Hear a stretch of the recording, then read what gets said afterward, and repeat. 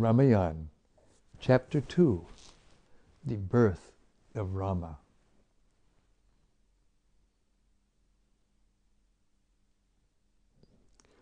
Dasharath, his desire fulfilled, dwelt happily in Ayodhya, awaiting the birth of his sons. The Brahmins and kings who had assembled for the sacrifice left for their various abodes, sent on their way with kind words and gifts by the emperor. 4 seasons passed. Then, at a time, 4 seasons passed. Then, at a time when favorable stars were visible in the heavens, Kaushalya gave birth to a son named Rama. Though Rama was the Lord of creation, Kaushalya saw him simply as her own dear child. She held him tight to her bosom, overwhelmed with motherly affection and unable to recognize his divinity. Coming out of the delivery room, Kaushalya shone brilliantly with that baby boy who had eyes like lotus petals. Next, a son named Bharat was born from Kaikeyi, and from Sumitra, who had received 2 portions of ambrosia, were born twin sons, Lakshman and Shatrughna. All 3 boys resembled celestials, and they seemed to blaze with their splendor. In the heavens, Gandharvas, heavenly musicians, began to sing melodiously, while bevies of apsaras danced. Kettle drums resounded in the sky, and showers of flowers fell upon the earth. In Ayodhya, the streets quickly became crowded with rejoicing citizens. Minstrels, bards, and chanters of sacred hymns gathered in every quarter, glorifying the birth of Rama and his brothers. The city, decorated all over with colorful flags and garlands, looked beautiful. King Dasharath, overwhelmed with happiness, gave a large heap of shining jewels to the Brahmins and arranged for a feast to be distributed to his entire kingdom. Vashishta joyfully performed the name-giving ceremony and all the other rites of passage for the brothers. Of all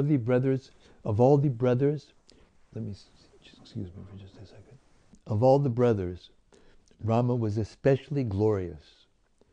His attractive body had the hue of a celestial emerald. Dressed in the finest silk and adorned with golden ornaments, he captured the mind of all who saw him. Rama was devoted to his father's service. He took delight in the science of archery and quickly mastered the arts of horseback and elephant riding, as well as the various methods of driving a chariot. Lakshman was deeply attached to his elder brother Rama from his infancy. He was like a second self to Rama, and he pleased him in every way. Unless Lakshman was present, Rama would neither sleep nor eat. Whenever Rama went out to the forest to hunt, Lakshman would follow at his heels, guarding him on all sides. Shatrughna was just as dear to Bharat, and these 2 brothers were also inseparable. Dasharath felt pleased with his 4 sons, as Brahma feels with the 4 gods presiding over the 4 quarters of the universe.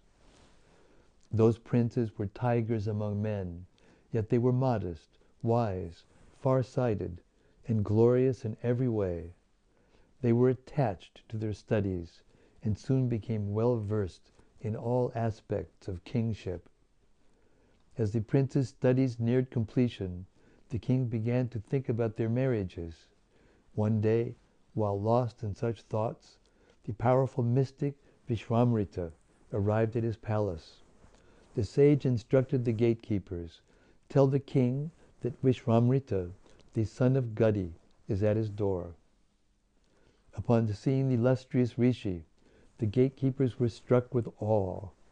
They ran to Dasharatha's quarters to inform him. Dasharatha quickly went with his ministers to greet the sage, even as Indra might greet Brahma.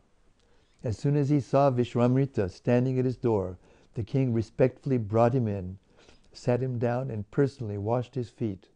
Standing with folded palms before the sage, Dasharatha was thrilled with joy as he spoke. I consider your arrival here to be as welcome as the obtaining of celestial nectar in one's hands, as rainfall arrived in the desert, as the birth of a child to a childless couple, or as the recovery of a lost treasure. What can I do for you today?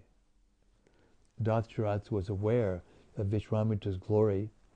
The sage was famous all over the world for his performance of difficult austerities and his virtuous behavior. He was also well known for his almost limitless powers. Once, by his own ascetic power, he had created an entire constellation of planets which still shone in the southern sky. The king felt honored to see him and wondered what had brought him to Ayodhya. Sitting at Vishwamitra's feet, Dasharatha continued to address him.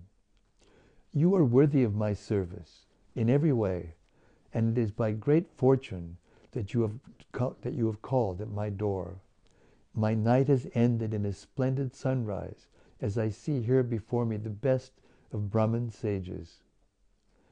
Simply by seeing you, I have received a blessing equal to the results of visiting every place of pilgrimage. I wish now to perform some pleasing work for you, O noble sage, and you may consider it already completed. As a guest, you are as good as God to me, and I shall not hesitate to do anything you desire.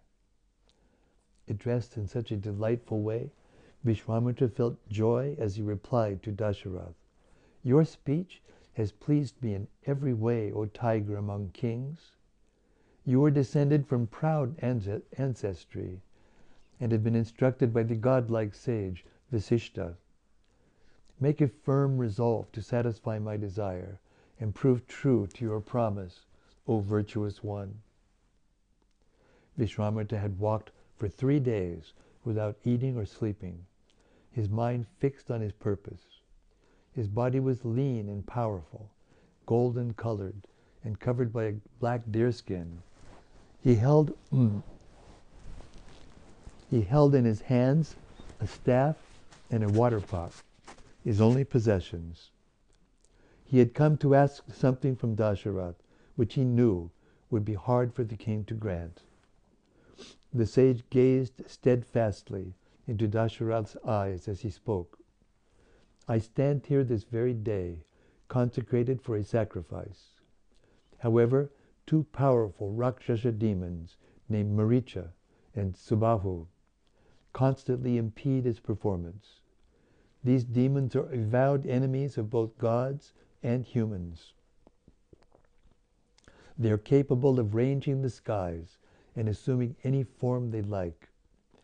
Every time my sacrifice is close to completion, these Rakshasas appear overhead and drop down volumes of flesh and blood, ruining it entirely. Thwarted in my attempts, I have left that sacrifice feeling dispirited, having accomplished nothing other than exertion. Dasharatha listened intently as the sage spoke. He knew that Vishwamitra would not have come to him, the emperor of the earth, unless there was some difficult task at hand. The Rakshasas were dangerous beings who hated sages. The king knew they had been increasingly disruptive, and this was now confirmed by Vishwamitra.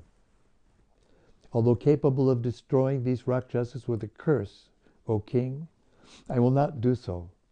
As a condition of my sacrifice is that I do not give way to anger. My mind must remain steady and controlled.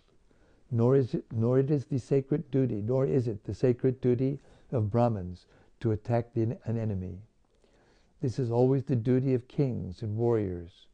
Please, therefore, give to me your eldest and most heroic son, Rama. Although a youth, Rama is possessed of true prowess and is more than a match for any Rakshasa. The king's mouth fell open. He gazed in horror at Vishwamitra. Was he serious? Send Rama? The prince was just a boy. He had never seen action on the battlefield. Of course, there was no doubting his bravery and prowess. But how could he face the Rakshasas? Those vicious beings knew every kind of sorcery. They could contend with even the gods. What chance would a youth like Rama stand against them? Seeing the king's reaction, Vishwamitra tried to reassure him.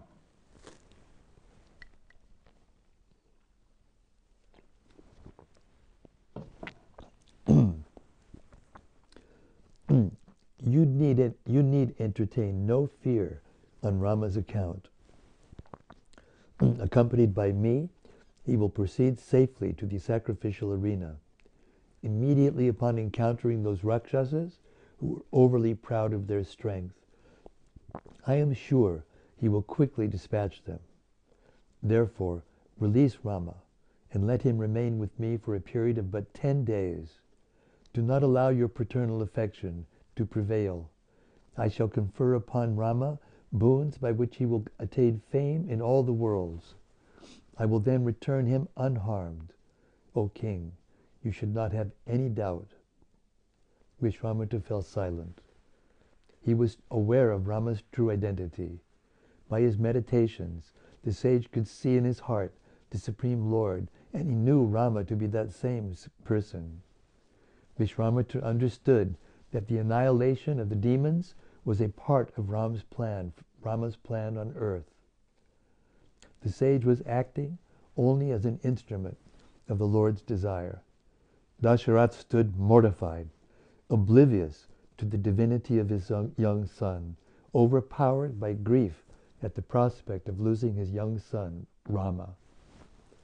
Trembling all over, the king felt pained at heart and fell unconscious to the ground. Remaining senseless for some time, Dasharatha finally came round and said to the sage, "My lotus-eyed son is less than 16 years old. How can he fight with the Rakshasas?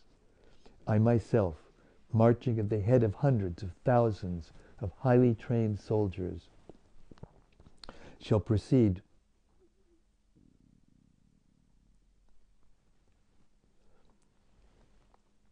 I myself, marching at the head of hundreds of thousands of highly trained soldiers, shall personally come to wage war on the demons. Do not take Rama." Dasharatha sought desperately to change Vishwamitra's mind. For as long as he breathed, he said he would stand with bow in hand and beat back any Rakshasas who came to attack Vishwamitra's sacrifice. The sage need have no doubt. Dasharatha wailed piteously. The Rakshasas are given to treacherous fighting. The inexperienced Rama is still not fully trained. He is yet unable to estimate the strength or weakness of the enemy, nor is he familiar with the use of celestial weapons necessary for dispatching such powerful enemies as Rakshasas. Dasharatha knelt before the sage. He looked up at him with tears in his eyes. Seeing Vishwamitra's resolute expression, he took hold of his feet and implored him to relent. He tried to think of life without Rama. It was unimaginable. After such a long time and so much prayer, he had finally obtained a son worthy to succeed him. And such a son! It seemed that with each passing day, Rama endeared himself more to his elders with his virtuous behavior. Now he was just attaining maturity and could soon be installed as Prince Regent. How could he lose Rama now? He continued his plea. separated from Rama. I doubt I shall survive for even an hour. Please, do not take him, or if you really must, then please allow me to go with him. Taking my entire army, I shall station myself on the battlefield and ward off the demons. Tell me all that you know about those Rakshasas, O sage, and I shall make every preparation. Vishwamitra replied, there is a Rakshasa named Ravana, to whom Brahma has granted a boon of invulnerability. Possessed of extraordinary strength and followed by numerous other Rakshasas, he has oppressed both heaven and earth to the utmost degree. When this mighty demon cannot himself be bothered to assail the sacrifices of sages, he sends out his two lieutenants, Maricha and Subahu. Hearing Ravana's name, the king became alarmed. He stood up suddenly. Even the gods and Gandharvas, united with the entirely heavenly host, cannot defeat that demon. How then shall I, a mere mortal, stand before him? What then of Rama? Brahma has made Ravana unslayable. I, with all my troops, will prove incapable of overcoming Ravana, who deprives even the most powerful fighters of their prowess on the battlefield. The king has heard numerous accounts of Ravana's exploits. Many years ago, the demon had slain Anaranya, his ancestor. The demon had defeated the gods and had even once fought and overcome the mighty Yamaraj. To confront him in battle was more or less suicide. The king clasped his hands together. How can I permit my gentle son to go out? Under no circumstances can I allow Rama to risk his life against Ravana. Rather, I shall go out myself with my army to protect your sacrifice, even if it means my death. Rama shall remain here. Hearing Dasharatha's faltering speech, Vishwamitra blazed up with anger. Did Dasharatha have no faith in him? How dare he refuse his request? Kings and warriors must always respect and obey Brahmins, for this is a sacred law. Then Dasharatha had already promised to satisfy him. The sage's eyes opened wide with fury as he spoke. After giving your solemn pledge to fulfill my desire, you now decline. This refusal shames your royal lineage and will bring ruin to your race. If you care not about this infamy, then I shall return the way I came. With your promise falsified, you may remain peaceful among your relatives. Seeing Vishwamitra seized with fury, the gods themselves became fearful. The earth shook. The wise Vasishtha, perceiving the imminent danger from Vishwamitra's curse, spoke to the king. Born in the line of the sun god, you are like virtue personified. It does not befit you to abandon righteousness. You always remain firm in your vows and are famed as being fixed in truth. Summon strength from within yourself now. If you fail to redeem your promise, you will lose all the merit that is accrued to you from the performance of pious acts. Send Rama with Vishwamitra. Whether or not Rama has mastered archery is of no consequence, as he will be protected by the sage. Vasishtha, who also knew Rama's divine plan, looked at the agonized king. He told him how Vishwamitra had inconceivable power and great learning. Formerly, while ruling over a kingdom, he had received from Shiva the knowledge of every celestial weapon. He would undoubtedly give this knowledge to Rama. Although quite able to punish the Rakshasas himself, Vishwamitra had asked for Rama only to do good to the prince. Dasharatha still appeared doubtful. His hands shook as he folded them, imploring Vishwamitra to lament. tears streamed from his eyes. Vasishtha then took the king aside and spoke in confidence. He told him of Rama's identity. He also said that the arrival of Vishwamitra had been arranged by Providence for the good of the world. The king should therefore have no fear in sending Rama with the sage. Dasharatha was astonished. To him, Rama was his beloved child in need of protection. How could he possibly be the Supreme Lord? Dasharatha looked at Vasishtha, who stood silently gazing into the king's eyes. The sage could not possibly tell a lie. Accepting the words of his preceptor,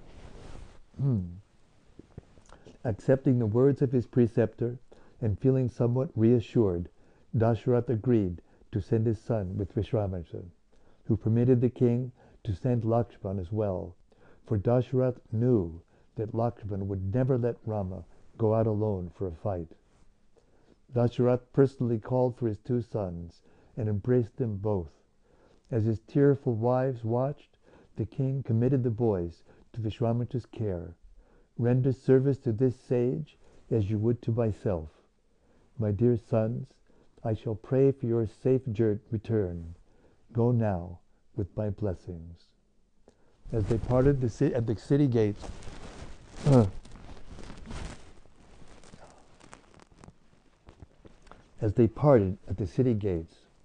Vasishtha uttered benedictory hymns and prayers. Flowers rained from the skies. Loud blasts of conches and the beating of kettle drums resounded everywhere. Led by the smiling Vishwamitra, Rama and Lakshmana went out from the kingdom, watched by their parents and the citizens, until they disappeared into the distance.